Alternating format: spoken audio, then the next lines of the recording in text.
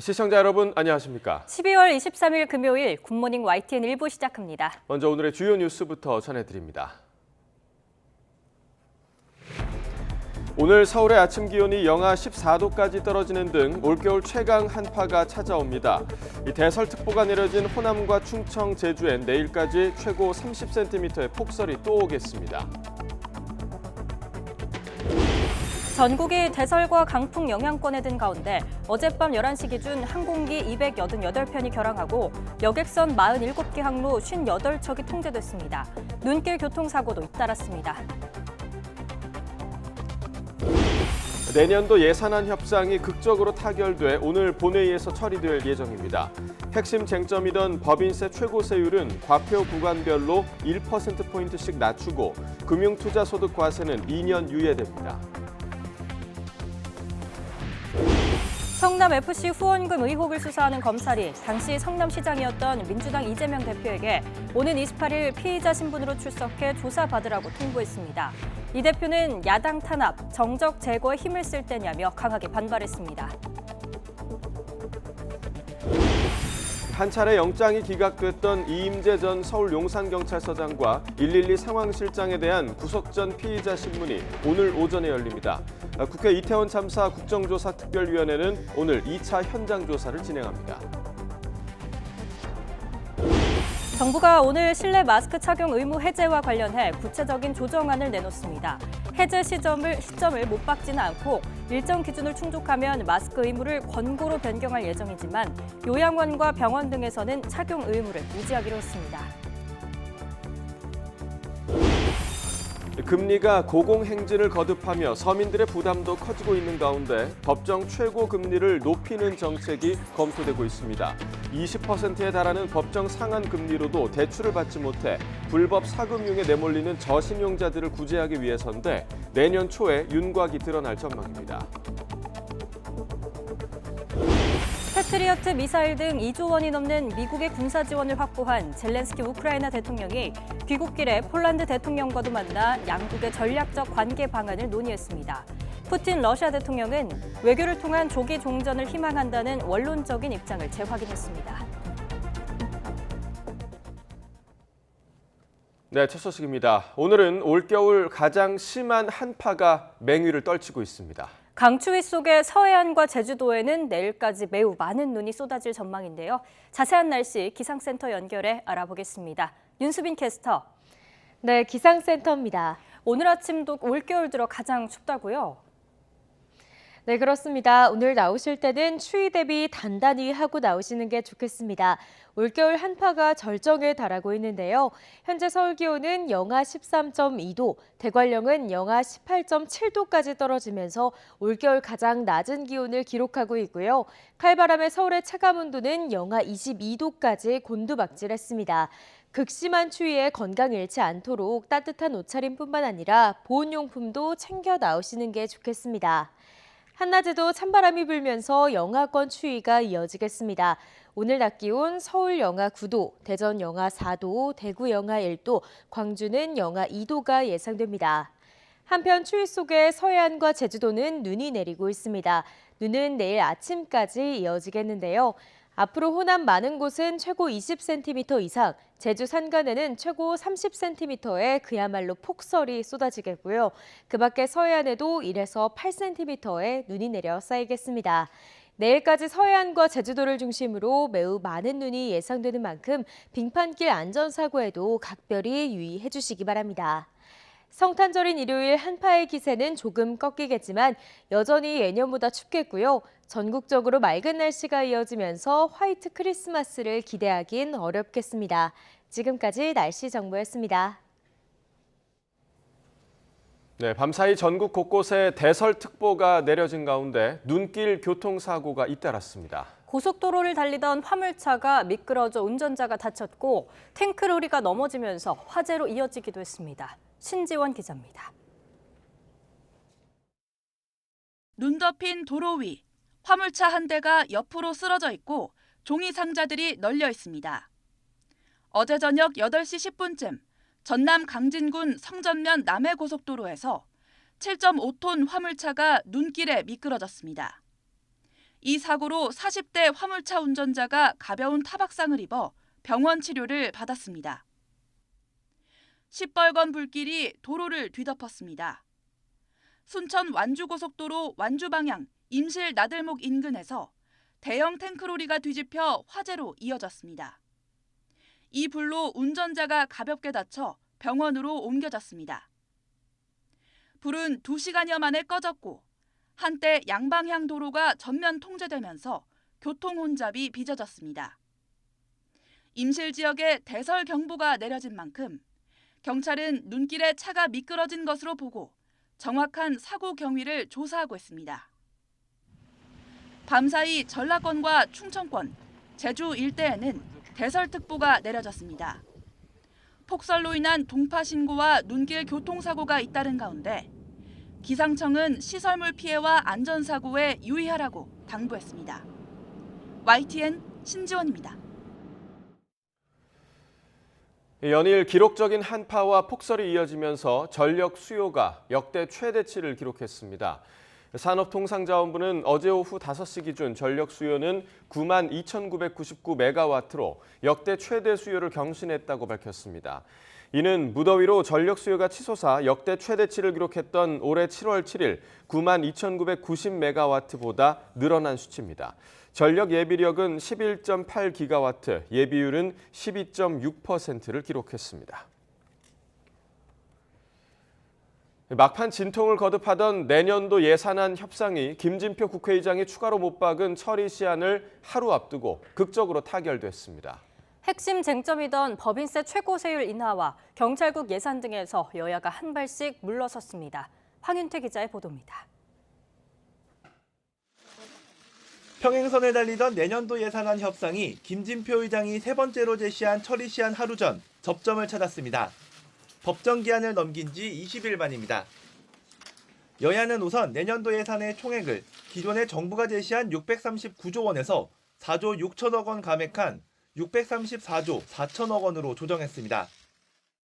국회 예산심의로 정부안 대비 4.6조 원을 감액하며 핵심 쟁점이던 법인세 최고세율 인하 문제도 이견을 좁혔습니다. 3%포인트 인하를 고수하던 국민의힘과 초부자 감세라며 반대하던 민주당이 한 발씩 양보해 모든 구간에서 세율을 1%포인트 내리기로 했습니다.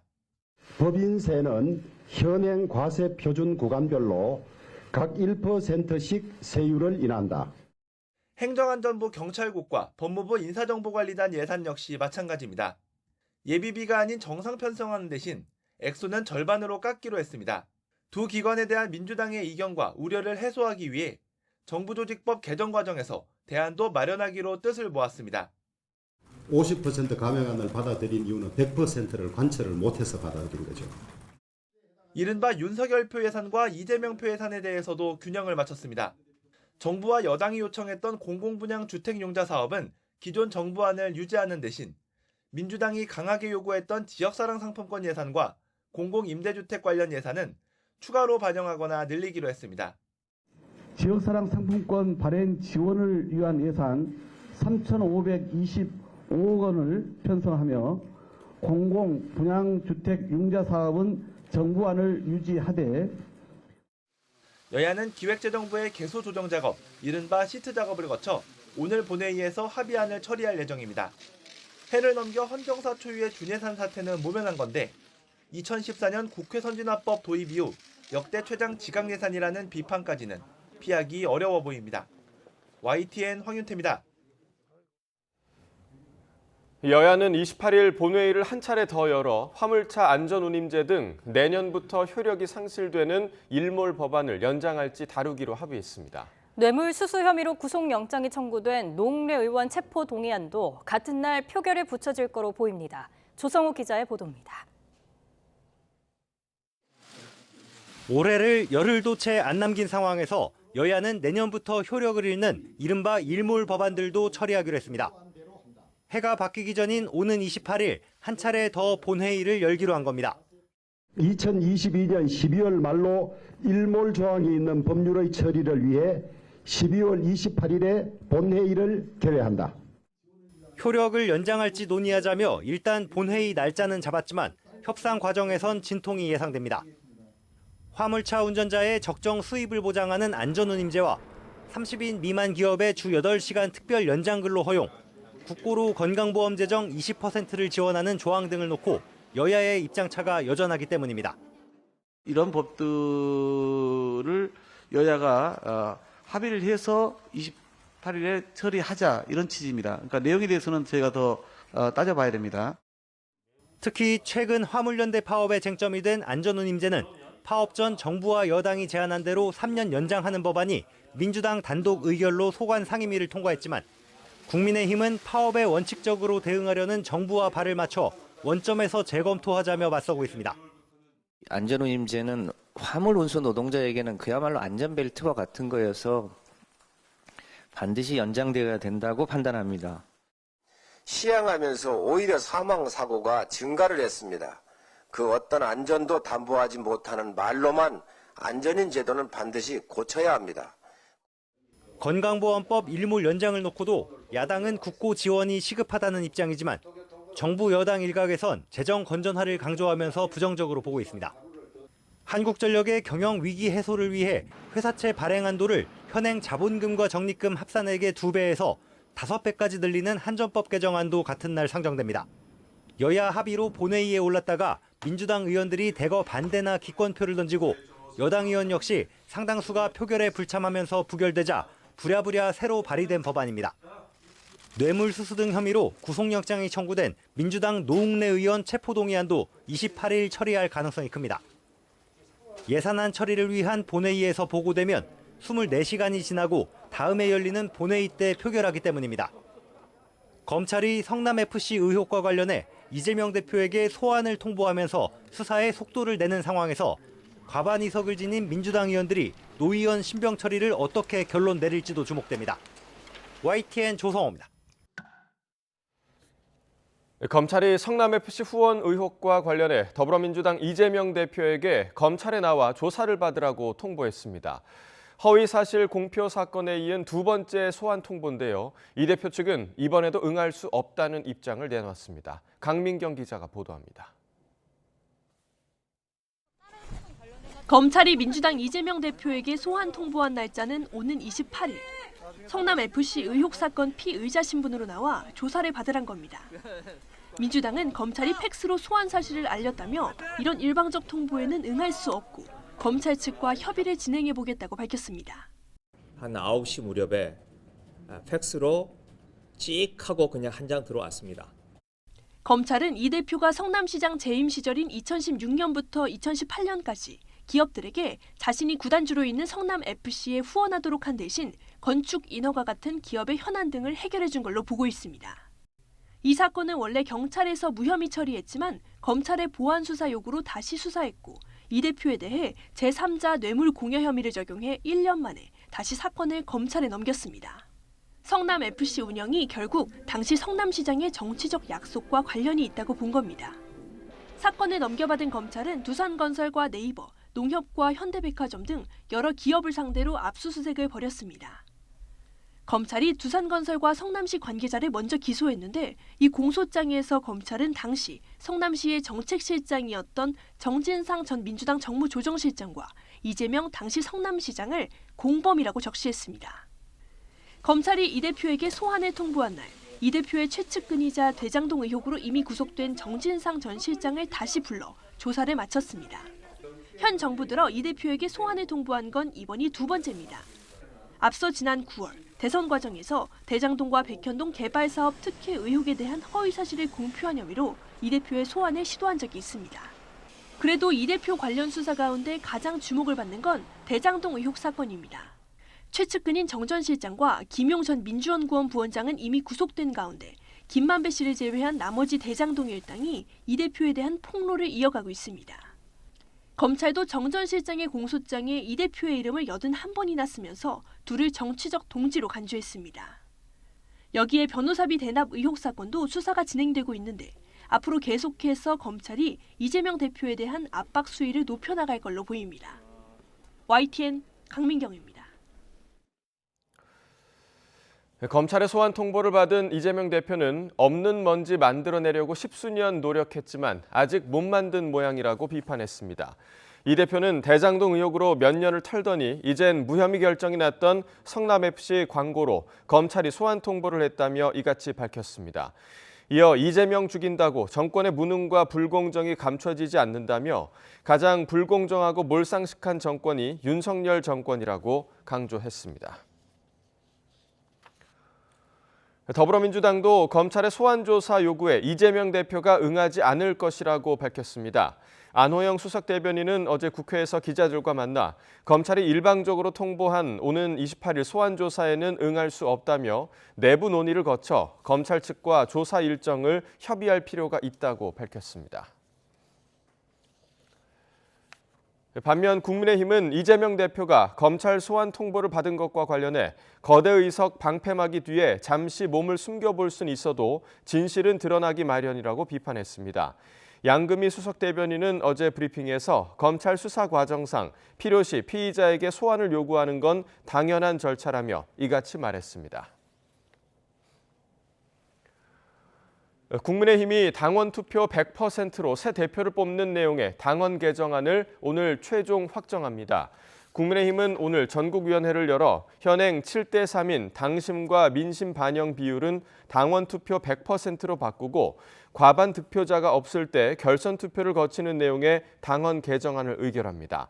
새 당원은 내년 3월 초 개최되는 차기 전당대회부터 적용됩니다. 코로나19 확진자 증가세가 계속되는 가운데 정부가 실내에서도 마스크를 지금처럼 의무적으로 착용할지 아니면 상황에 따라 해제할지 오늘 결정합니다. 어제 당정 협의를 통해 일정 기준이 충족되면 마스크 의무를 권고로 전환하겠다고 밝힌 정부는 오늘 구체적인 기준을 밝힐 예정입니다. 기정훈 기자입니다. 목요일 기준 16주 만에 최다 확진자. 마스크 착용 의무 조정안 발표를 하루 앞두고도 증가세는 계속됐습니다. 위중증 환자는 100일 만에 최다치를 찍었습니다. 정부가 마스크 의무 조정 방안 발표를 앞두고 여당과의 협의 자리를 마련했습니다. 정부와 여당은 실내 마스크 의무 해제 필요성에 대해 공감했습니다. 언제 끝날지 모르는 방역 조치로 국민들께서 피로감을 느끼고 있는 것 또한 사실입니다. 특히 일부 지자체에서는 실내 마스크 착용 의무에 따른 소송 그리고 민원으로 많은 어려움을 겪고 있는 것으로 알고 있습니다. 정부는 그러나 해제 시점을 못 박지는 않고 일정 기준을 충족하면 마스크 의무를 권고로 변경할 계획이라고 밝혔습니다. 다만 요양원과 병원, 약국, 사회복지시설 등에서는 착용 의무를 유지하기로 했습니다. 의무를 푸는 기준으로는 재유행이 감소 추세로 확실히 전환되고 위중증 환자와 사망자 수 또한 하향 추세로 돌아선 것이 확인되는 것 등을 제시했습니다. 여당은 하루라도 빨리 마스크를 벗고자 하는 국민 희망에 부합해달라며 한 발 더 나아가 확진자에 대한 격리기간 축소도 건의했습니다. 의료진은 감염이 됐을 때 3일 정도의 격리기간 이후에 바로 업무에 복귀할 수가 있는데 현재 국민들은 일주일 격리가 의무화로 되어 있습니다. 그래서 이에 대한 규정도 손을 좀 봐서 3일로 통일해야 된다고 하는. 정부는 확진자 격리기간 축소는 마스크 문제와는 별도로 검토할 일이라며 신중한 태도를 보인 것으로 알려졌습니다. 정부는 전문가 토론회와 감염병 자문위원회, 당정 협의 내용 등을 토대로 오늘 중앙재난안전대책본부 회의에서 마스크 의무 조정 방안을 발표할 계획입니다. YTN 기정훈입니다. 앞서 한 차례 영장이 기각됐던 이임재 전 서울 용산경찰서장과 112 상황실장이 오늘 다시 구속 갈림길에 섭니다. 이태원 참사를 수사하고 있는 경찰청 특별수사본부는 최성범 서울 용산소방서장에 대해서도 참사 대응이 부적절했다며 구속영장을 신청하겠다는 의지를 드러냈습니다. 김철희 기자입니다. 오늘 오전 10시 반 이임재 전 용산경찰서장과 112 상황실장의 구속영장 실질 심사가 서울 서부지방법원에서 열립니다. 이미 한 차례 영장이 기각됐던 만큼 두 번째로 구속 갈림길에 서는 겁니다. 특히 이임재 전 서장의 경우 기존 업무상 과실치사상 혐의에다 허위 상황 보고서를 직접 검토하고 승인한 혐의도 이번에 추가됐습니다.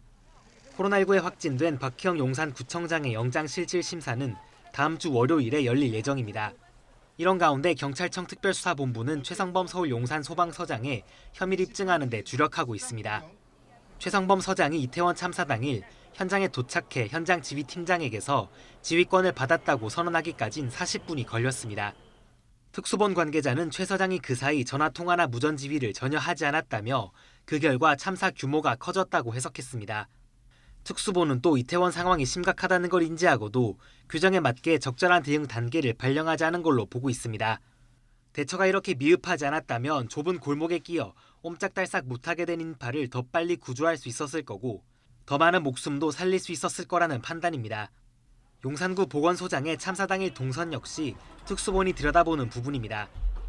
보건소장은 참사 직후 현장으로 바로 향했다고 주장하고 있지만 먼저 보건소에 들렀다 현장으로 간 정황이 포착됐습니다. 특수본은 필요한 보강 수사를 마친 뒤 최성범 서장과 이태원 역장 등 다른 피의자들에 대해서도 구속영장을 신청할 방침입니다. YTN 김철입니다.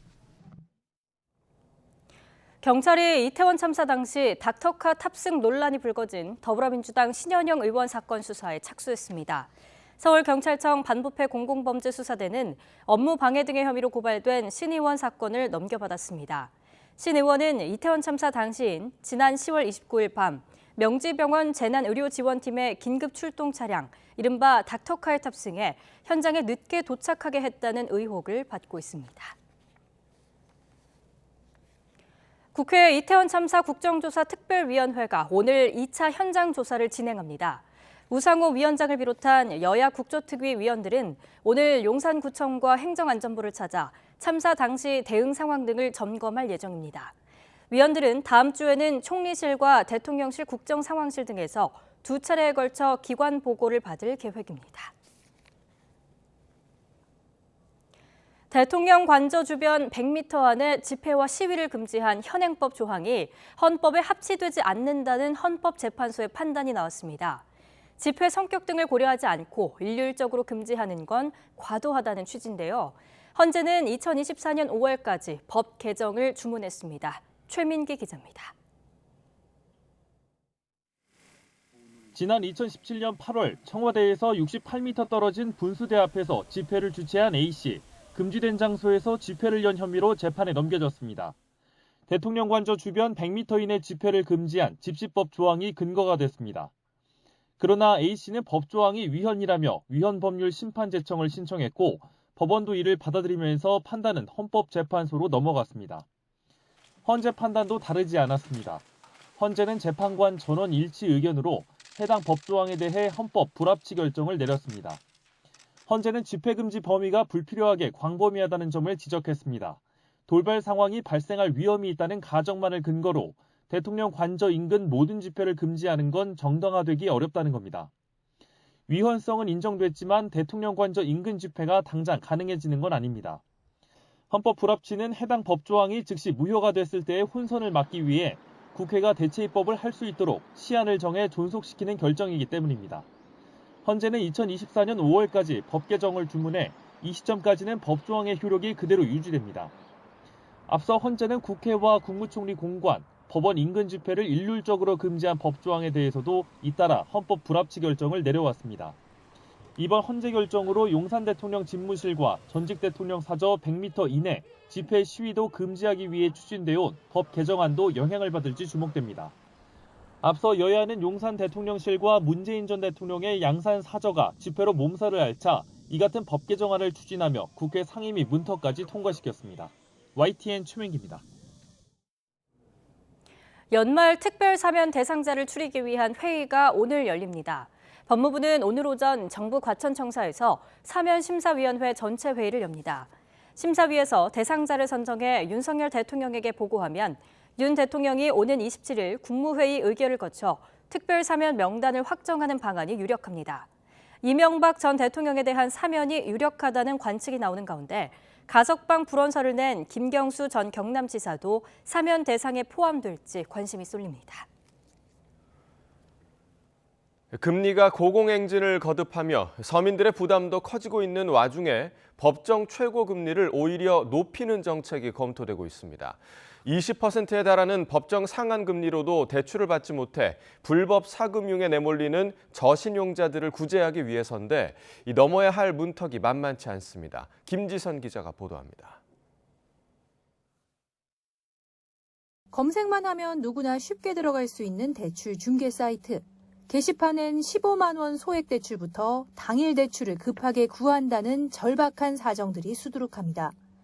대부업체의 문턱을 넘으면 그나마 다행이지만 급한 불을 끄기 위해 사채업자가 원금의 2배 가까운 이자를 요구하며 내민 손을 덥석 잡게 되는 경우도 적지 않습니다. 금융당국이 법정 최고금리 인상을 검토하는 것도 이 때문입니다. 대부업법에 따르면 최고 27.9% 내에서 대통령령으로 정하도록 하고 있는데 정부는 지난해 7월 최고금리 상한을 20%까지 낮췄습니다. 문제는 금리가 오르면서 이미 20%에 가까운 높은 금리로 대출을 받던 취약계층이 제도권 금융시장에서 쫓겨나고 있다는 겁니다. 빚을 떼일 위험이 큰 만큼 신용이 낮은 이들에겐 대출할 때 이자를 더 높여야 하는데 법정 상한에 막혀 그럴 수 없으면 아예 대출을 중단하는 겁니다. 실제로 금융기관의 조달금리가 1%포인트 오르면 23만 명이, 2%포인트 오르면 69만 2천 명이 대출을 받을 수 없게 될 것으로 추정됩니다. 현재 유력하게 검토 중인 건 법정금리 상한을 시장금리와 연동하는 방안입니다. 주로 취약계층이 법정 최고금리에 근접한 수준의 금리로 대출 시장에 참여하고 또 이들 중 상당수가 다중채무자임을 고려할 때 법정 최고금리를 시장금리와 연동함으로써 금리 인상기에도 취약계층의 롤오버가 원활히 이루어질 수 있도록 해야 합니다. 다만 가뜩이나 고금리 시대에 법정 상한을 높이는 셈이어서 부담이 작지 않습니다. 또 금리 인하기엔 얼마나 신속하게 내려갈지도 의문입니다.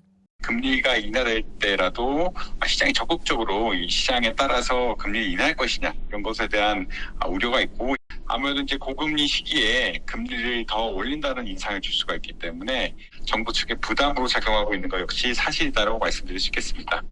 정부는 내년 초까지 여러 가지 방안을 마련해 시행령 개정을 목표로 국회를 설득한다는 방침입니다. YTN 김지선입니다. 빌라와 오피스텔 1,100여 채를 소유했다가 숨진 임대 사업자에게 보증금을 돌려받지 못한 피해자들이 정부 관계자와 만났습니다. 정부는 보증금을 더 빨리 반환받을 수 있도록 대책을 발표했는데 피해자들은 늦었다며 불만을 제기했습니다. 최기성 기자입니다.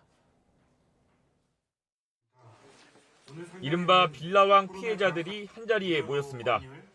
이번 설명회에 직접 참여한 피해 임차인은 80여 명, 온라인으로 함께한 인원은 300여 명입니다. 이들은 주택도시보증공사, 허그 등 정부의 대응을 한 목소리로 비판했습니다. 서울 서부관리센터에 전화해서 통화되신 분 계실까요? 아무도 안 됩니다. 저는 서울 서부관리센터에 하루에 전화를 80통을 넣고 있습니다.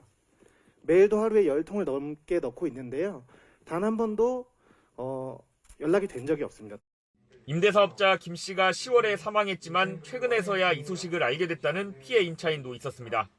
12월 19일 보증이행에 관련된 모든 서류를 가지고 허그에 제가 서구센터에 방문을 했습니다. 그때 피해자 모르냐, 빌라왕 이사단이 났다 그러면서 그때 알려주는 게 허그입니까? 상속인이 소유권 이전 등기를 하지 않을 경우 임차인이 상속 대위 등기해야 하는데 이때 발생하는 비용 부담이 과도하다는 지적도 나왔습니다. 1인당 평균 550만 원 이상의 비용을 부담하여야 하는 상황입니다. 임차인들이 전부요. 최대 부담되시는 분들은 1,000만 원까지 부담되시는 분들도 있고요. 전부 55억의 금액입니다. 국토교통부는 보증금 반환 기간을 앞당길 수 있도록 임차권 등기가 끝나기 전이라도 사전 심사를 먼저 진행하겠다고 설명했습니다. 보증금 지급 시기를 한두 달 앞당길 수 있게 되는 셈입니다. 정부나 관계기관 입장에서 이런 사기가 아예 발붙이지 못하도록 처음부터 제도를 잘 만들어야 하는데 안타깝게도 아직은 여러 허점들이 있는 게 사실입니다. 보증보험 미가입자를 대상으론 한 가구당 최대 1억 6천만 원을 연 1% 금리로 대출 지원하기로 했습니다. 임대사업자 김씨주택 세입자 가운데 보증보험에 가입한 사람은 600여 명으로 보증금이 2억 원 넘는 피해자는 195명입니다. 정부는 조만간 보험 미가입자를 불러 2차 설명회를 진행할 방침인데 허그는 해당 인원이 최대 600명에 달하는 것으로 추정하고 있습니다. YTN 최기성입니다. 카페를 찾은 한 손님이 샌드위치 속에 자신의 머리카락을 몰래 넣은 뒤 되레 화를 내며 환불을 요구했다는 제보가 YTN에 들어왔습니다. 취재진이 확보한 CCTV에 이 같은 장면이 고스란히 담겨 있는데 이런 악덕 소비자 만행에 자영업자들이 꼼짝없이 당할 수밖에 없는 이유가 있습니다. 제보는 Y 안동준 기자입니다. 한 여성이 주문한 샌드위치를 들고 자리에 앉습니다. 갑자기 머리카락을 하나 뜯어내더니 샌드위치 사이에 슬쩍 집어넣습니다. 태연한 척 매장을 돌아다니며 사진을 찍던 여성. 이내 자리로 돌아와 머리카락을 발견한 척하더니 샌드위치를 직원에게 들고 갑니다. 화를 내며 항의하던 여성은 결국 환불을 받고 매장을 떠났습니다. 가게를 차린 지 3개월밖에 안 돼 한창 손님 평판에 예민할 때라 점주는 더 분통이 터집니다. 입소문 이런 것도 빠르고 그런 거에 되게 예민한 동네여서 어디 이미 올라가 있는 거 아니야? 계속 이런 생각이 드니까 이거 이렇게는 맘 편히 잠도 못 자겠다. 이거 제대로 신고를 해야겠다. 이 같은 소비자 앞에서 자영업자 대부분은 꼼짝없이 당할 수밖에 없는 처지입니다. CCTV로 증거를 잡아내면 다행이지만 이마저도 없다면 피해를 증명할 방법도 마땅치 않습니다. 자영업자를 울리는 이른바 블랙 컨슈머, 악덕 소비자 관련한 민원이 5년간 1,300여 건에 달합니다. 한 해로 따지면 260건이 접수됐습니다.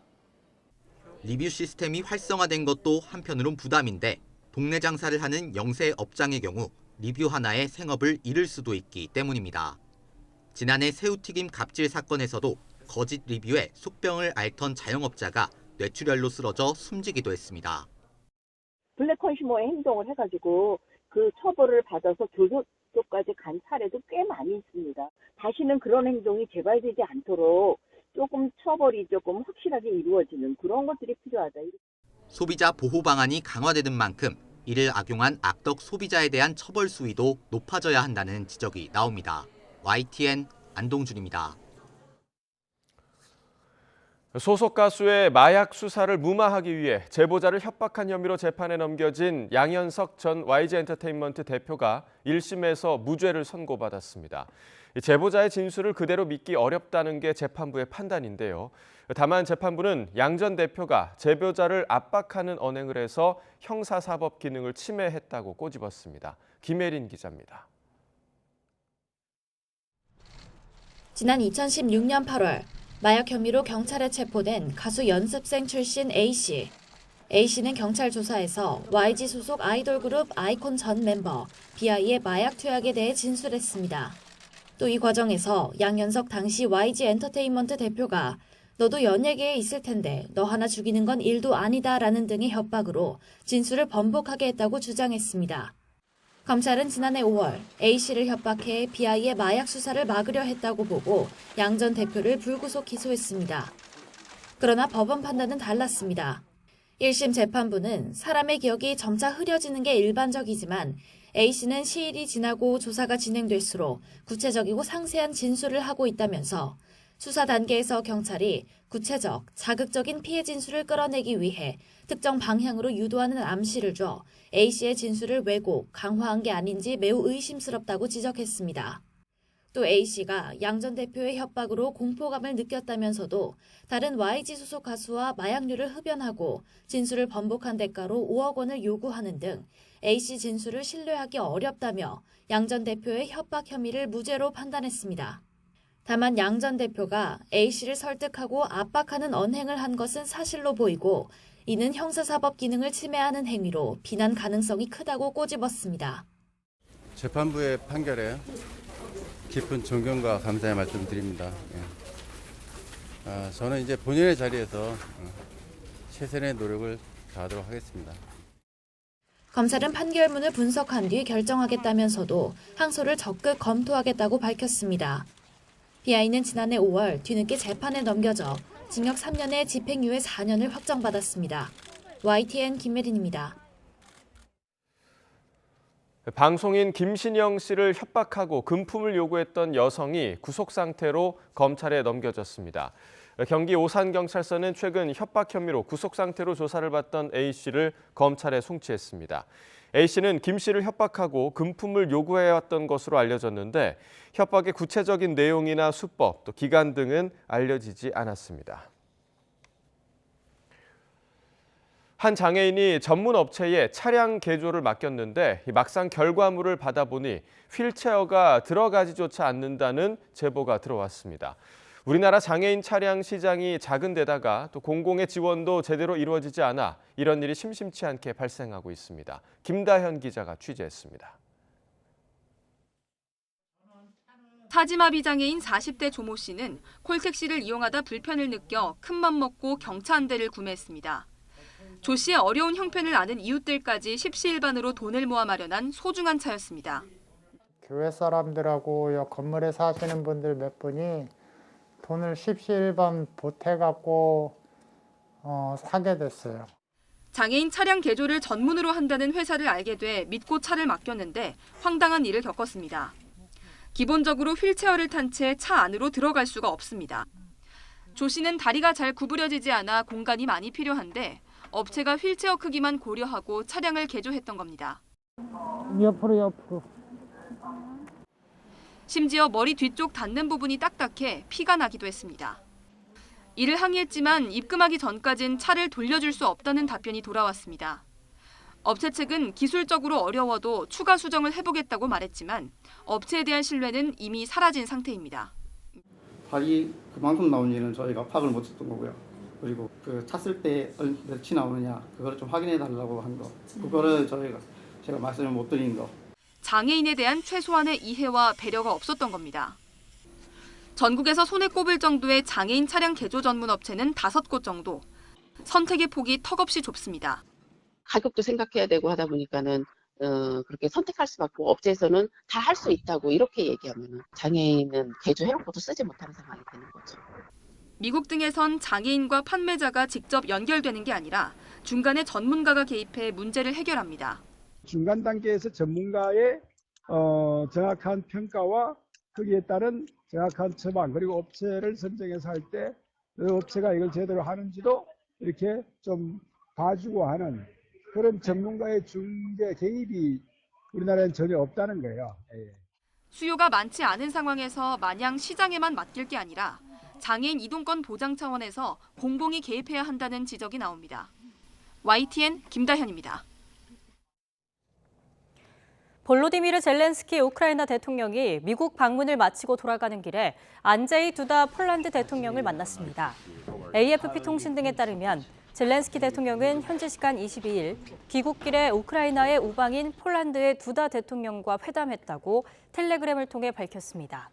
그는 미래를 위한 전략적 계획과 양국 관계, 내년도 국제적 수준에서의 교류에 대해 논의했다며 두다 대통령과 마주한 장면을 담은 영상도 공개했습니다.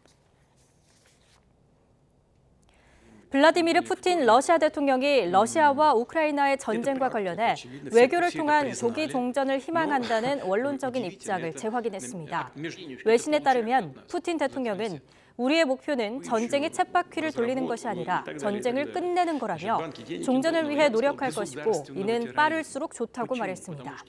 이번 발언은 특히 볼로디미르 젤렌스키 우크라이나 대통령이 미국을 방문해 2조 원이 넘는 군사 지원을 추가로 확보한 다음 날 나와 주목됩니다.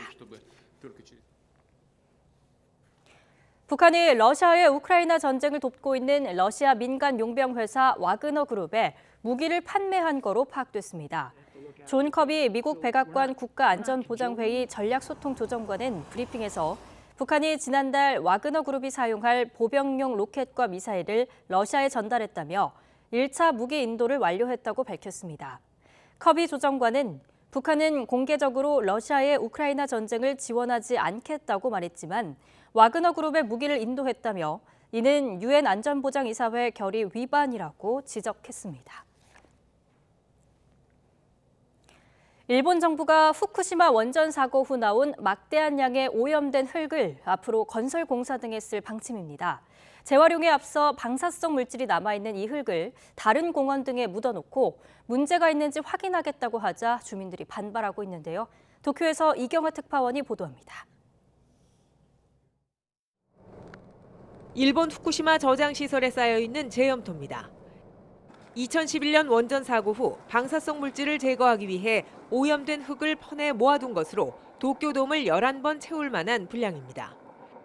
일본 정부는 이 안에 남은 방사성 물질 농도가 일정 수준 이하면 공공공사 등에 쓸 계획입니다. 재활용에 앞서 환경성은 도쿄 등 3개 지역에 이 흙을 보내 방사선 영향을 확인하기로 했습니다. 유명 관광지인 도쿄 신주쿠 교엔에도 10톤을 가져와 묻은 뒤 다른 흙으로 덮은 화단을 만들어 시험할 계획입니다. 汚染されてしまった土みたいなものがどれくらい危険なのかを把握できてないので、ちょっと不安っていうか怖い。日本全国のどこかでそれを肩代わりしていくっていうのは必要なんじゃないかなと。 방사선 영향 시험 대상인 또 다른 지역에서는 주민 설명회가 마련됐습니다.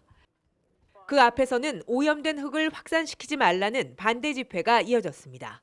1500の住民だけで日本の汚染度を広げていいか広めないかを決めようっていうことですね。今日はわかります? 오는 2045년까지 제염토를 모두 처분할 계획인 일본 정부는 이런 과정이 불가피하다는 입장입니다. 再生利用の本格化に向けては県外での実証事業というものが重要になってまいりますので、その実施にあたりましては地元の皆さんのご理解というものが欠かせないというふうに考えています。 후쿠시마 사고에 후유증이 남아있지만 일본 정부는 원전을 새로 짓고 사용 기간도 60년 이상으로 늘리기로 방침을 정했습니다. 안정적인 전력 공급을 명분으로 10년 넘게 이어져 온 일본의 원전 정책도 대전환을 맞게 됐습니다. 도쿄에서 YTN 이경아입니다. 오늘 서울 아침 기온이 영하 13.4도까지 떨어지는 등 올겨울 최강 한파가 찾아옵니다. 대설특보가 내려진 호남과 충청, 제주엔 내일까지 최고 30cm의 폭설이 또 오겠습니다. 전국이 대설과 강풍 영향권에 든 가운데 어젯밤 11시 기준 항공기 288편이 결항하고 여객선 47개 항로 58척이 통제됐습니다. 눈길 교통사고도 잇따랐습니다. 내년도 예산안 협상이 극적으로 타결돼 오늘 본회의에서 처리될 예정입니다. 핵심 쟁점이던 법인세 최고세율은 과표 구간별로 1%포인트씩 낮추고 금융투자소득 과세는 2년 유예됩니다. 성남FC 후원금 의혹을 수사하는 검찰이 당시 성남시장이었던 민주당 이재명 대표에게 오는 28일 피의자 신분으로 출석해 조사받으라고 통보했습니다. 이 대표는 야당 탄압, 정적 제거에 힘을 쓸 때냐며 강하게 반발했습니다. 한 차례 영장이 기각됐던 이임재 전 서울 용산경찰서장과 112 상황실장에 대한 구속 전 피의자 신문이 오늘 오전에 열립니다. 국회 이태원 참사 국정조사 특별위원회는 오늘 2차 현장 조사를 진행합니다. 북한이 러시아의 우크라이나 전쟁을 돕고 있는 러시아 민간 용병 회사에 무기를 판매한 거로 파악됐습니다. 백악관은 유엔 결의 위반이라며 안보리에 문제 제기하겠다고 밝혔습니다. 네, 오늘은 올겨울 가장 심한 한파가 맹위를 떨치고 있습니다. 강추위 속에 서해안과 제주도에는 내일까지 최고 30cm 폭설이 쏟아질 전망인데요. 자세한 날씨 기상센터 연결해 알아보겠습니다. 윤수빈 캐스터. 네, 기상센터입니다. 올겨울 한파가 오늘 절정에 달했다고요? 네, 그렇습니다. 오늘 아침 출근길에는 그 어느 때보다 따뜻한 옷차림이 필요하겠습니다. 올겨울 가장 심한 한파가 찾아왔는데요. 현재 서울 기온은 영하 13.4도, 대관령은 영하 19도까지 떨어지면서 올겨울 가장 낮은 기온을 기록하고 있고요. 여기에 칼바람까지 불면서 서울의 체감 온도는 무려 영하 22도까지 곤두박질했습니다. 극심한 추위에 건강 잃지 않도록 각별히 주의해 주시기 바랍니다. 한낮에도 찬바람이 불면서 영하권 추위가 이어지겠습니다. 오늘 낮 기온 서울 영하 9도, 대전 영하 4도, 광주와 대구는 영하 2도가 예상됩니다. 한편 추위 속에 서해안과 제주도는 눈이 이어지고 있습니다. 눈은 내일 아침까지 강했다 약해지기를 반복하겠는데요. 앞으로 호남 많은 곳은 20cm 이상, 제주 산간에는 그야말로 폭설이 쏟아지겠고요. 그 밖에 서해안에도 최고 15cm의 많은 눈이 더 내리겠습니다. 최강 한파 속에 내린 눈이 얼어붙어 도로가 무척 미끄러울 것으로 보이니까요. 빙판길 안전사고에도 각별히 유의해 주시기 바랍니다. 성탄절인 일요일 여전히 예년보다 추운 날씨가 이어지겠고요. 전국적으로 맑은 날씨를 보이면서 화이트 크리스마스를 기대하긴 어렵겠습니다. 지금까지 날씨 정보였습니다. 네, 곳곳에 많은 눈이 내린 가운데 눈길 교통사고가 잇따랐습니다. 어제 오후 2시 50분쯤 충남 서천군 서해안고속도로 서천 IC 근처에서 다중 추돌 사고가 났습니다. 승용차 세대가 먼저 추돌한 뒤 이 사고를 보고 급정거한 화물차를 뒤따르던 승용차 세대가 또 들이받았습니다. 이 사고로 30대 남성 운전자가 골절상을 입고 병원으로 옮겨졌습니다. 고속도로 순찰대는 차들이 눈길에 미끄러지며 사고가 난 것으로 보고 있습니다. 어제 저녁 8시 10분쯤 전남 강진군 성전면 남해고속도로를 달리던 화물차가 눈길에 미끄러져 넘어졌습니다. 이 사고로 40대 화물차 운전자가 가벼운 타박상을 입어 병원으로 이송됐습니다. 또 7톤짜리 화물차가 옆으로 넘어지면서 차에 실려있던 종이 상자가 도로 위에 쏟아져 주변 교통이 약 2시간 동안 통제됐습니다. 한라산에 대설경보로 많은 눈이 내려 고립사고가 잇따랐습니다. 어제 낮 1시쯤 존자암에서 기도 후 내려가려던 10여 명이 도로 통제로 버스가 오지 못하자 고립돼 경찰이 순찰자 2대를 이용해 안전하게 구조했습니다. 또 오전 11시쯤 천백고지 휴게소에 설경을 보러 갔던 관광객 16명이 고립돼 자치경찰단이 구조하기도 했습니다. 한라산에는 시간당 5cm의 많은 눈이 내리며 천백도로와 516 도로 등 산간도로 차량 운행이 통제됐습니다. 어제 여야가 극적으로 합의한 내년도 예산안, 오늘 오후 국회 본회의에서 처리됩니다. 어제 여야는 최대 쟁점이던 법인세 최고세율을 구간별로 1%포인트씩 낮추고 행정안전부 경찰국과 법무부 인사정보관리단 예산은 예비비가 아닌 정상 편성하는 대신 50% 감액하기로 했습니다. 또 정부와 여당이 요청했던 공공분양주택 융자 사업은 기존 정부안을 유지하고 민주당이 강하게 요구했던 지역사랑 상품권 예산과 공공임대주택 관련 예산은 추가로 반영하거나 늘리기로 했습니다. 여야가 내년 예산안을 정부안보다 4조 6천억 원 감액하는 데 합의했습니다. 금융투자소득에 대한 과세가 2년 유예되고 내년부터 종합부동산세 과세 기준도 완화됩니다. 이승윤 기자입니다. 내년 예산을 정부안보다 4조 6천억 원을 줄이고 국가 채무와 국채 발행 규모는 정부안보다 늘리지 않기로 여야가 합의했습니다. 공공분양주택 융자 사업은 정부안을 유지하되 공공임대주택 관련 전세 임대 융자 사업 등 확대를 위해 6,600억 원을 증액한다. 여야는 공공형 노인 일자리와 경로당 냉난방비, 양곡비 지원, 0에서 2세와 장애아 지원, 보육료 인상, 장애인 취업 지원 등 사회적 약자를 배려하는 예산은 늘렸습니다. 전월세 보증금, 대출 이자 보전 지원과 취약차주, 한시, 특례 보증 규모를 확대해 대출 부실은 막기로 했습니다. 쌀값 안정화를 위한 전략 작물 직불 사업 예산과 청년 내일 체험 공제, 재생에너지 지원 확대 등 야당이 지키겠다던 핵심 예산도 증액됐습니다. 세제 개편안에선 여당에서 강조하던 내용이 반영됐습니다.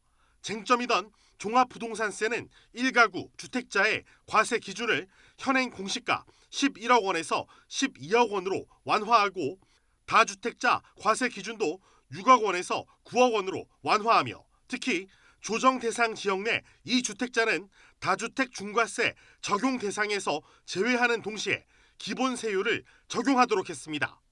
5천만 원이 넘는 주식과 채권, 펀드, 파생 상품 등 금융투자소득에 대한 과세 시행일은 2025년 1월 1일로 2년 연기됩니다.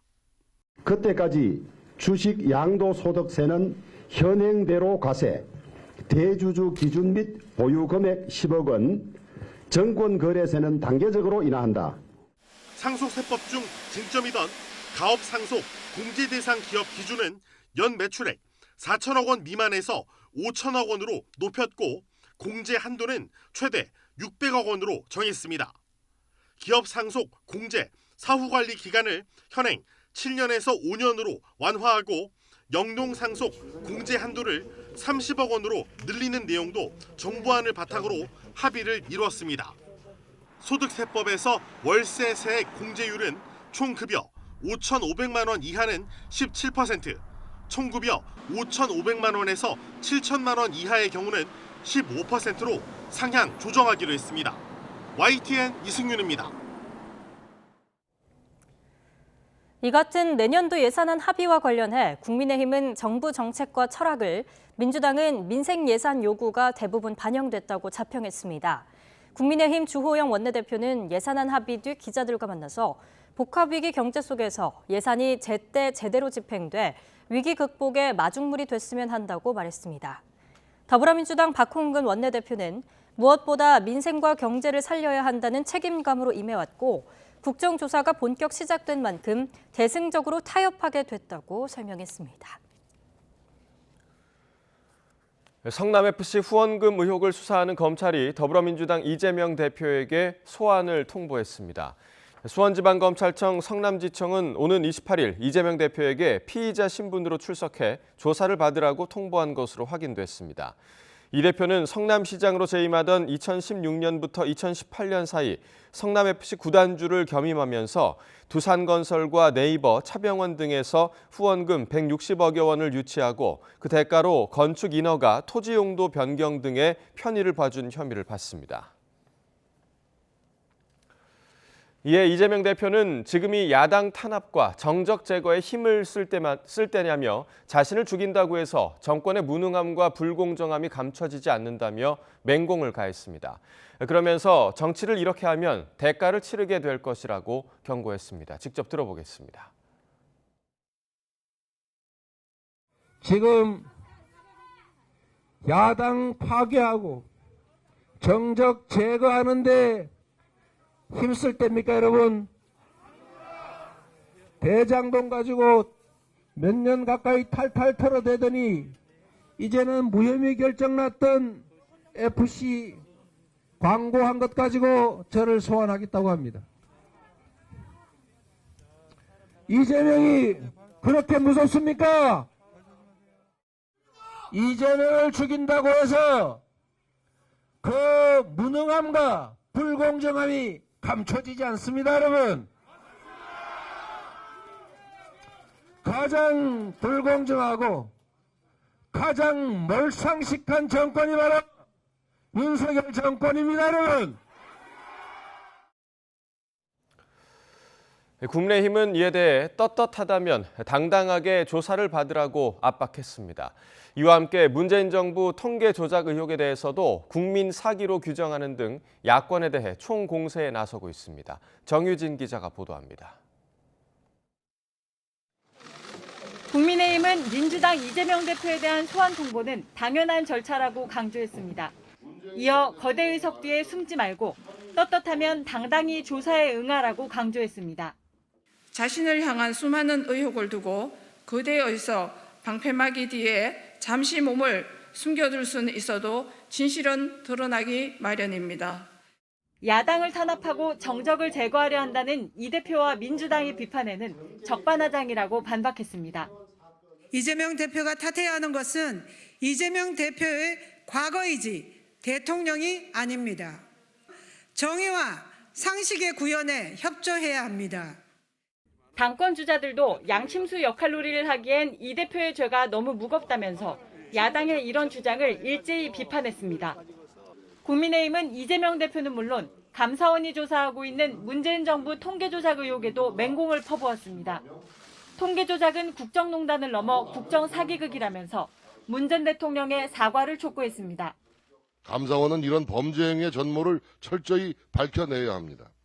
문재인 전 대통령은 통계 조작과 관련해 국민께 사과해야 합니다. 검찰의 이재명 대표 소환 통보를 기점으로 국민의힘은 이재명 대표는 물론 문재인 정부를 겨냥한 쌍끌이 총공세에 나서는 모양새입니다.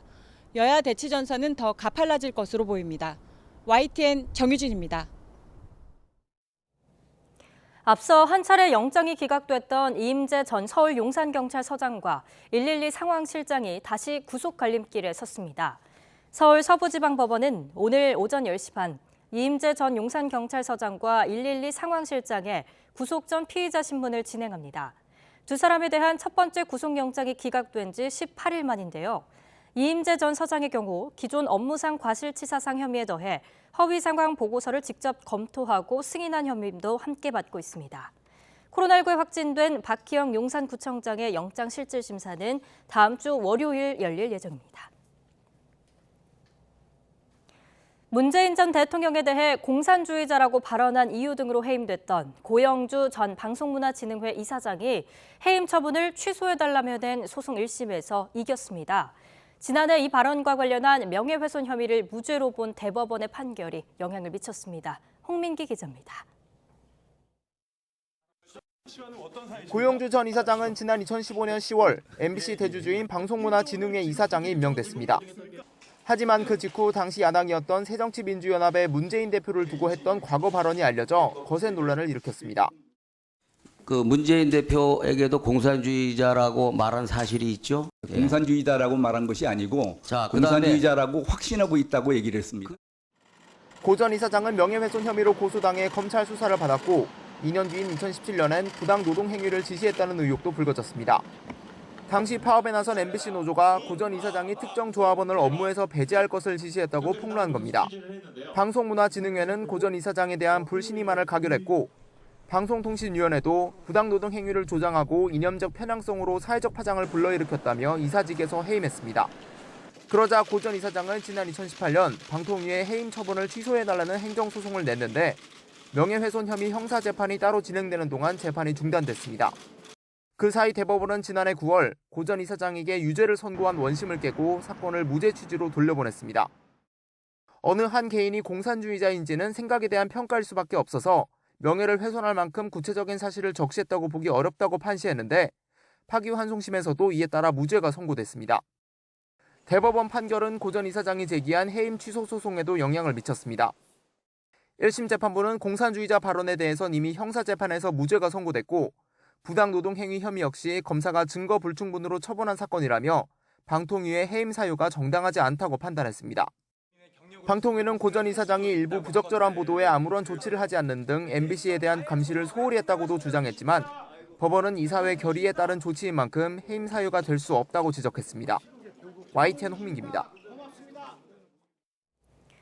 대통령 관저 주변 100m 안의 집회와 시위를 일률적으로 금지한 집회 및 시위에 관한 법률 조항은 헌법에 합치되지 않는다는 헌법재판소 판단이 나왔습니다. 헌재는 이 조항이 대통령 관저와 집무실 근처 일대를 광범위하게 집회 금지 장소로 설정하고 있는데 막연히 폭력적이거나 돌발적인 상황이 발생할 위험이 있다는 우려만을 근거로 모든 집회를 금지하는 건 정당화하기 어렵다고 지적했습니다. 지난 9월 임명된 대통령실 비서관 등 고위공직자 재산 등록 사항이 공개됐습니다. 장경상 정무 2 비서관은 약 51억 원, 정용욱 국민제안 비서관은 33억 원의 재산을 신고했습니다. 또 이배용 국가교육위원장은 68억 9천만 원, 한기정 공정거래위원장은 34억 6천만 원을 보유했다고 신고했습니다. 정부공직자윤리위원회는 이 같은 내용을 담은 고위공직자 재산 등록 사항을 관보에 게재했습니다. 정부가 오늘 실내 마스크 착용 의무 해제와 관련해 구체적인 조정안을 내놓습니다. 중앙재난안전대책본부는 오늘 오전 한덕수 국무총리 주재로 회의를 열고 실내 마스크 착용 의무 조정안을 확정해 발표할 계획입니다. 앞서 정부는 어제 당정협의회에서 일정 기준을 충족할 경우 실내 마스크 착용 의무를 권고로 바꾸는 방안을 보고했습니다. 다만 병원과 요양원 등 감염 위험성이 큰 곳은 대상 시설에서 제외했습니다.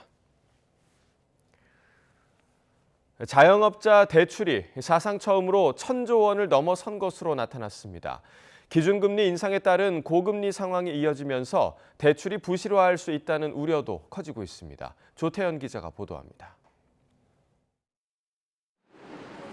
지난 2020년 초 우리나라를 덮친 코로나19는 자영업자에겐 그야말로 재앙이었습니다. 내수가 꽁꽁 얼어붙으면서 상당수 자영업자는 빚으로 연명하는 길을 택했습니다. 정부에서 저리로 대출을 해줘서 대출을 받아갖고 운영을 했었고, 그다음에 그 생활이 안 되니까 우선 일단 제가 가지고 있는 기본 보험금이나 이런 것들을 깰 수 있는 건 다 우선 일단 깨고. 자연스럽게 자영업자 대출은 급증했습니다. 2020년 1분기 말 700조 원이었던 자영업자 대출은 올해 3분기 말엔 1,014조 2천억 원까지 늘었습니다. 자영업자 대출이 1,000조 원을 넘어선 건 사상 처음입니다. 문제는 지금부터입니다. 기준금리 인상에 따라 대출 금리가 치솟으며 부실 우려가 커지고 있기 때문입니다. 자영업 취약차주의 부실 위험률은 올해 말 12.9%에서 내년 말에는 16.8%까지 커질 것으로 추산됐습니다. 만약 정부의 금융지원 정책 효과까지 소멸하면 이 비율은 19.1%까지 커질 전망입니다. 최악의 경우에는 내년 말쯤엔 자영업자 대출 가운데 부실 위험 규모가 40조 원에 달할 수 있다는 뜻입니다. 운전자금 수요 위주로 다음에 이제 비용이 어떤 증가세에 대한 대응 차원에서 이루어지는 부분들은 금융 안정 측면에서도 경계해야 된다고 생각을 하고 있습니다.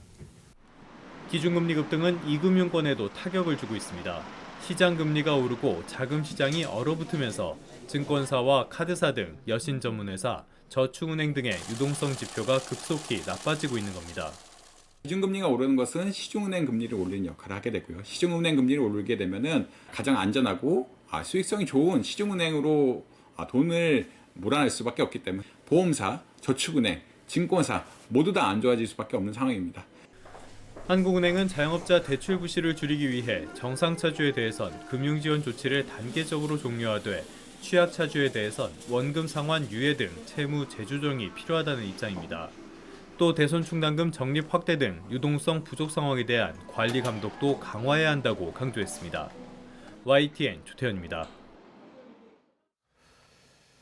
앞으로 주택가격이 20% 더 떨어지면 대출자 100명 가운데 5명은 집을 팔아도 빚을 갚지 못할 거란 분석이 나왔습니다. 한국은행이 발표한 금융안정보고서를 보면 주택가격이 지난 6월 말보다 20% 하락한다면 원리금 상환 부담이 크고 자산을 매각해도 빚을 갚기 어려운 고위험 가구의 비중이 3.3%에서 4.9%까지 늘 것으로 추산됐습니다.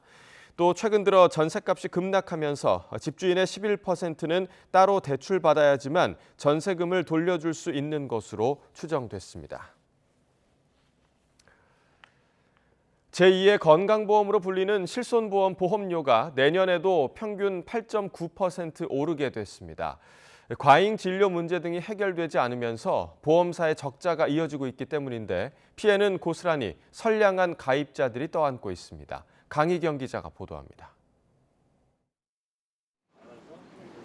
60대 A씨는 최근 관절이 좋지 않아 정형외과를 찾았다가 가장 먼저 실손보험에 가입했느냐는 질문을 받았습니다. 실손보험 가입자와 미가입자에게 안내하는 치료법이 달랐기 때문입니다.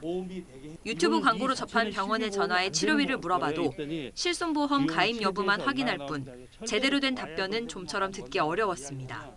실손보험으로 받으실 수 있게끔 저희가 도와주겠다 이렇게 말을 하더라고요. 여러 사람한테 많은 돈을 지불하다 보면 실손보험료가 자꾸 올라가지 않습니까? 저도 이번 달에 약 40%가 올랐습니다. 이처럼 줄줄 새는 보험금은 실손보험의 고질적 문제로 꼽혀왔습니다. 자기 부담금이 적고 본인 보험료에 직접적인 영향을 주지 않다 보니 병원의 과잉 진료나 환자의 의료 쇼핑 같은 도덕적 해이가 발생하기 쉽기 때문입니다. 이런 가운데 지난 2020년 기준 실손보험 가입자 10명 가운데 6명은 1년간 보험금을 단 한 번도 청구하지 않은 것으로 나타났습니다. 다수의 선량한 가입자 대신 소수의 가입자가 보험금을 독식하고 있는 구조인 셈입니다. 도수치료 그리고 조소체 인구수정책 등 상위 5개가 전체 비급여 보험금의 40%를 차지하고 있는 상황이고요. 여기에 병원마다 천차만별인 비급여 진료비 문제는 상황을 악화시키고 있습니다. 대표적으로 도수 치료비는 병원에 따라 보험 청구 금액이 1,000원에서 170만 원까지 무려 1,700배나 차이 나는 것으로 나타났습니다. 이에 따라 보험사 손해율이 매년 100%를 넘어서고 적자도 쌓여가면서 보험료가 꾸준히 오르고 있는 겁니다. 일부 의료기관에서 이제 급여 항목이 확대되면서 축소된 그 수익을 보전을 하기 위해서 비급여 진료비를 높이거나 아니면 새로운 비급여를 이제 창출하는 비급여 풍선 효과가 발생하기도 하였습니다. 자기 부담금을 최소화하는 등 처음부터 통제 장치를 만들어 놓지 않은 보험 상품 자체의 구조적 문제란 지적도 많습니다. 보험업계는 보험료가 적은 대신 쓰는 만큼 내는 구조인 4세대 실손보험으로 전환을 유도하고 있는데 반응은 뜨뜻미지근합니다. 또 정부와 업계에서 여러 협의체와 TF를 만들어 논의하고 있지만 뚜렷한 성과가 아직 나오지 않고 있습니다. 문제는 명확하지만 해결책이 좀처럼 보이지 않는 답답한 상황 속에 선량한 가입자들의 피해만 커지고 있습니다. YTN 강희경입니다. 윤석열 대통령 부인 김건희 여사가 쪽방촌을 찾았습니다. 무려 6개월 만에 취재진이 동행한 첫 단독 일정인데요. 부정적인 여론이 잠잠해졌다는 판단에 따라 공개 행보를 더 넓혀갈지 관심이 쏠립니다. 박석영 기자입니다. 윤석열 대통령 부인 김건희 여사가 남대문 쪽방촌을 찾았습니다. 성탄절을 앞두고 구세군이 주최한 나눔 행사에 참여한 겁니다. 예쁘셔가지고 더 잘 어울려요. 차가웠네. 오늘 날씨가 많이 쌀쌀해서 그래요. 김 여사 단독 일정에 취재진이 동행한 건 지난 6월 나토 순방 이후 6개월 만입니다. 김 여사의 공개 일정은 이번 달에만 모두 11번에 달합니다. 국가대표팀 만찬에 참석해 발언했고 봉사활동과 소외 이웃과의 만남 등 단독 일정도 소화했습니다. 특히 한국에서 수술을 마친 캄보디아 소년 로타와 재회에 기쁨을 전하기도 했습니다. 여러분들의 도움으로 극복을 했는데 앞으로도 어떤 어려움도 극복해 나갈 수 있다는 아주 강력한 믿음을 가져야 돼요. 한동안 비공개 활동을 이어오던 것과 달리 점차 전면의 모습을 드러내고 있는 건데 윤 대통령의 지지율 반등과 여론 반감이 줄었다는 내부 분석에 자신감을 얻은 것으로 보입니다.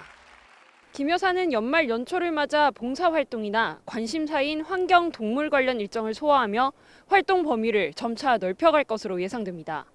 YTN 박석영입니다. 무인 점포에서 벌어진 컵라면 상습 절도 사건을 수사한 경찰이 생계가 어려운 피해자의 상황을 알고는 일단 생필품부터 급하게 지원한 사실이 알려졌습니다.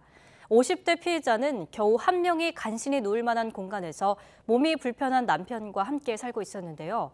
배가 고파서 그랬다며 사죄했습니다. 차상은 기자입니다. 무인 점포에 들어온 한 여성. 진열대에 있는 컵라면 2개를 집어 비닐봉지에 담더니 결제는 하지 않고 밖으로 나갑니다. 다음 날에도 그 다음 날에도 이 여성의 범행은 계속됐습니다. 한 번 왔다 가시고 두 번 왔다 가시고 이게 3번, 4번이 되니까 그다음부터 이제 저도 불안해서 CCTV를 계속 봤던 거고요. 근처에 사는 50대 여성 A씨를 범인으로 특정한 경찰은 본격적인 조사는 잠시 미뤘습니다. 대신 컵라면과 마스크 같은 생필품부터 먼저 사와서 A씨에게 건넸습니다. A씨의 주거 환경이 너무 열악해서입니다. 한 사람이 누우면 다른 가재도 오거나 이런 건 전혀 놓을 수 없는 아주 열악한 환경으로 확인이 되었습니다. 우리가 배고픔을 우선 해결해 줘야 조사가 되겠다 싶어서. 실내 난방은 전기장판이 전부였고 함께 사는 남편에게 방을 내주고 A씨는 복도에서 밤을 보내왔습니다. 두 사람 모두 대화가 쉽지 않을 정도로 몸이 불편해 기초생활 지원에만 의지하던 중 끼니를 해결하기 위해 무인점포 물건에 손을 댄 것으로 파악됐습니다. A씨가 범행을 저지른 무인점포입니다. 이곳에 있던 컵라면과 과자 그리고 음료수를 주로 가져갔는데 배가 고파서 그랬다고 경찰에 진술했습니다. A씨가 16차례 훔친 컵라면 값 등을 모두 더하면 8만 원 정도. 이번 사례 같은 10만 원 이하의 생계형 절도는 매년 꾸준히 증가하는 추세입니다. 경찰은 복지를 담당하는 지자체에 연락해 사각지대에 놓인 이들을 다시 한번 살펴봐 달라고 당부했습니다. YTN 차상입니다. 오늘 새벽 1시쯤 인천 청라동에서 한 벤츠 차량이 신호를 대기하던 차량 세대를 잇따라 들이받았습니다. 이 사고로 피해 차량 운전자 가운데 1명이 경상을 입고 병원으로 옮겨졌습니다. 가해 차량 운전자는 혈중 알코올 농도 측정 결과 면허 취소 수치였습니다. 어젯밤 11시쯤 순천 완주 고속도로 완주 방향 임실 나들목 주변에서 대형 탱크로리가 넘어져 불이 났다가 2시간 만에 꺼졌습니다. 이 화재로 운전자 1명이 경상을 입어 병원으로 옮겨졌고 사고 처리를 위해 한때 고속도로 양방향이 통제되기도 했습니다. 어제 오후 5시 20분쯤 광주광역시 풍암동에 있는 5층짜리 원룸 건물에서 불이 나 20여 분 만에 꺼졌습니다. 이 불로 다친 사람은 없었고 주민 3명이 긴급 대피했습니다. 경찰과 소방당국은 정확한 화재 원인을 조사하고 있습니다. 푸틴의 친위 부대로 불리는 악명 높은 러시아 용병 조직이 우크라이나 전쟁에 사용할 무기를 북한에서 구매한 것으로 파악됐습니다. 백악관은 유엔 결의 위반이라며 안보리에 문제 제기하겠다고 밝혔습니다. 워싱턴 권준기 특파원입니다. 푸틴 러시아 대통령의 최측근이 조직해 우크라이나 전역에서 잔혹행위와 인권 유린을 자행하고 있는 용병 기업 와그너 그룹. 전쟁이 장기화하면서 무기 부족 등을 북한과 손을 잡아 해결한 것으로 파악됐습니다. 백악관 국가안전보장회의는 지난달 북한 무기가 러시아에 1차로 인도된 사실을 확인했다고 밝혔습니다. We can confirm that North Korea has completed an initial arms delivery to Wagner, which paid for that equipment. Last month, North Korea delivered infantry rockets and missiles. 특히 북한이 러시아에 무기를 팔지 않을 거라고 공언했지만 결국 거짓으로 드러났다며 유엔 안보리 결의 위반 책임을 묻겠다고 밝혔습니다. North Korean officials have said publicly that they would not support Russia's war in Ukraine, and yet here they are delivering arms to Wagner in direct violation of UN Security Council resolutions. 미국 정부는 러시아가 우크라이나와의 전쟁에서 고전하면서 와그너 그룹에 대한 의존이 점점 더 커지고 있는 것으로 파악했습니다.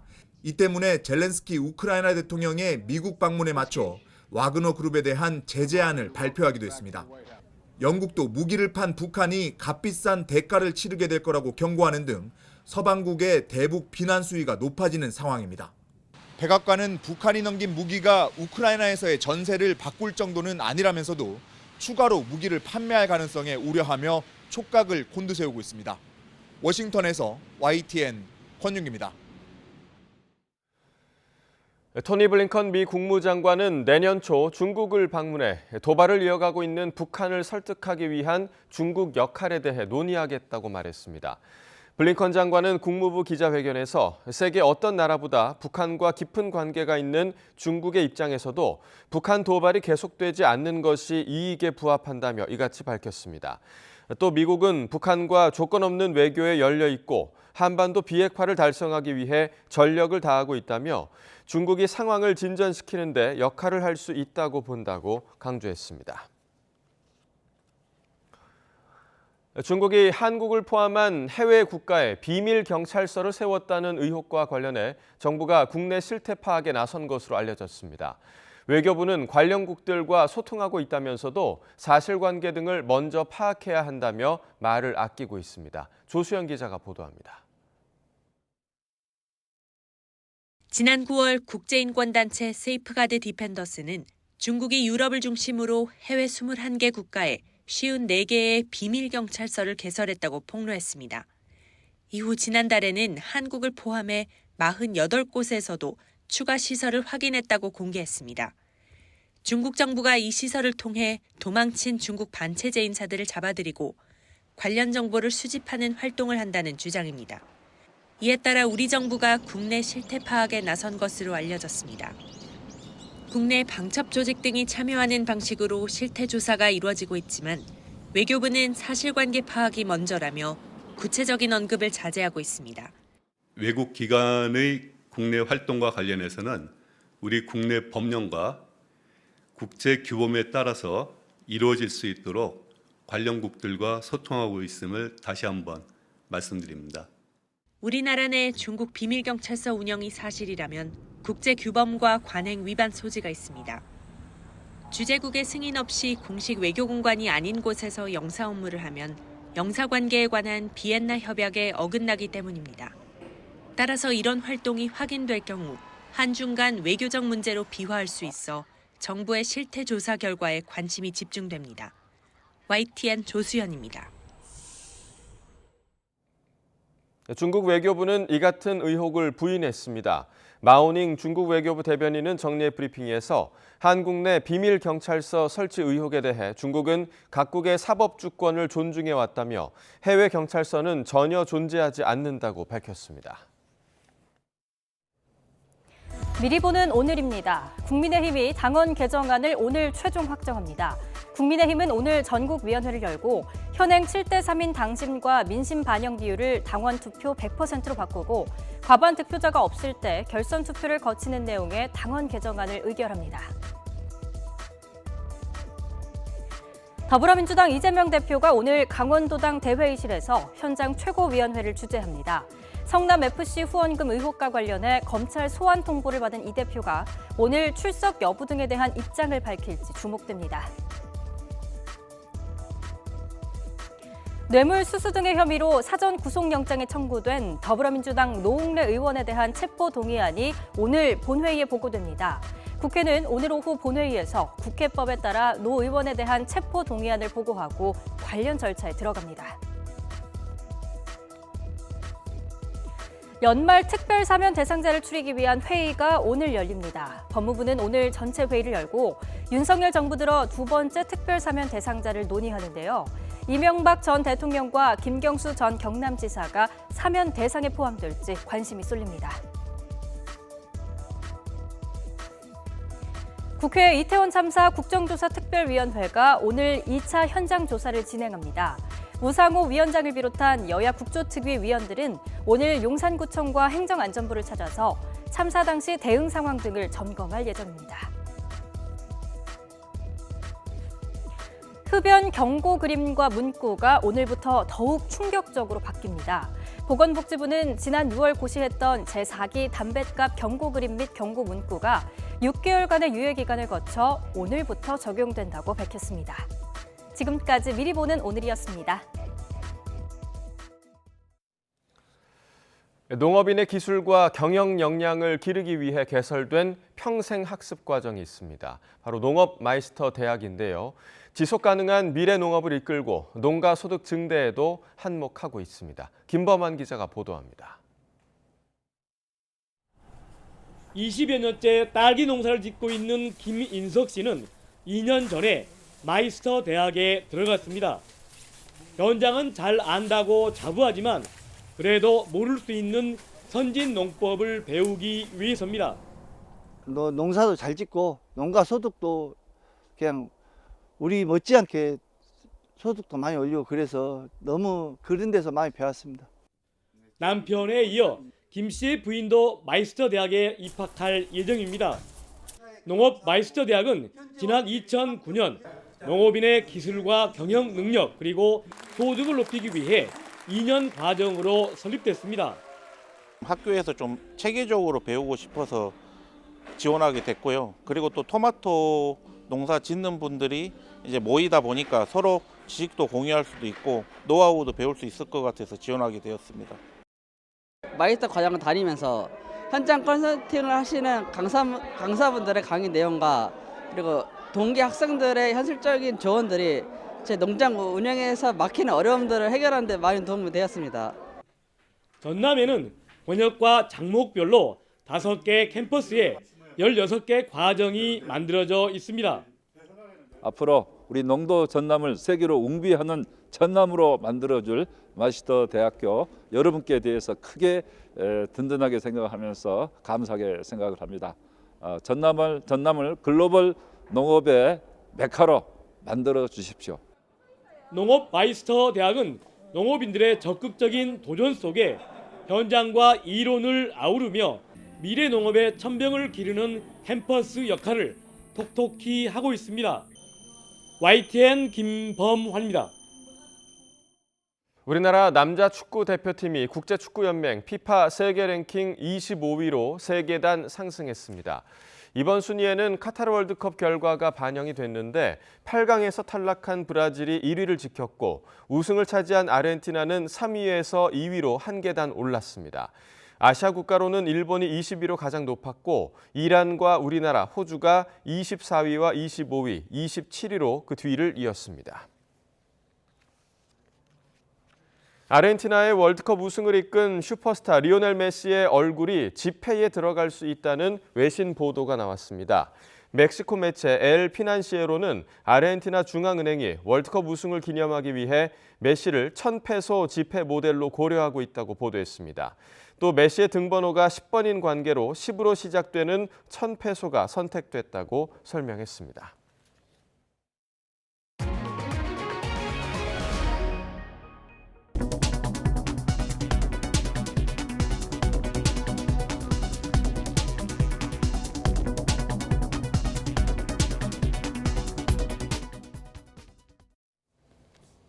네, 이상으로 굿모닝 YTN 1부를 마칩니다. 잠시 후 2부가 이어집니다. 시청해주신 여러분 고맙습니다.